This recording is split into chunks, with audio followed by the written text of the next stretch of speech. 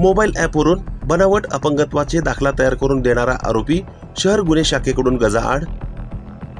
महाराष्ट्र राज्य परिवहन महामंडळाच्या सोलापूर डेपोत कंत्राटी चालक म्हणून नोकरीस असलेला कर्मचारी संगमेश्वर अळगुंडगी वय वर्ष 38 राहणार कर्णिकनगर सोलापूर हा मोबाईलवर ॲपच्या सहाय्याने बनावट अपंगत्वाचे दाखले तयार करीत होता।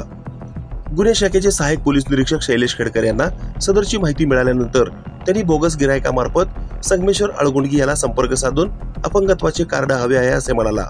त्यावर त्याने तुम्हाला परमनंट हवे आहे का, 5 वर्षासाठी हवे आहे अशी विचारणा केली। त्यावर बोगस ग्राहकाने मला कामानिमित्त सतत जिल्ह्यात फिरावे लागते, त्यासाठी भरपूर पैसे जातात असे सांगितले। संगमेश्वर याने परमनंट कार्डसाठी 2,500 रुपये तर 5 वर्ष मुदत कालावधीसाठी 2,000 रुपये लागतील असे सांगितले।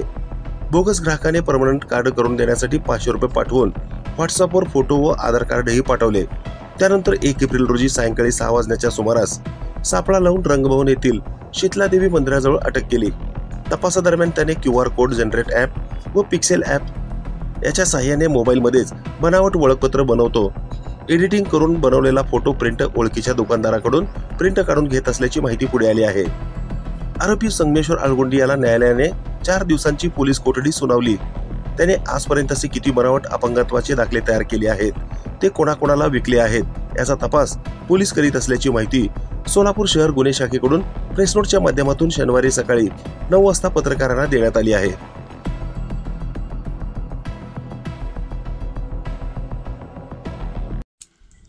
ताज्या घडामोडी पाहण्यासाठी आजच महाराष्ट्र सुखदेव न्यूज या YouTube चॅनलला लाईक आणि सबस्क्राईब करा।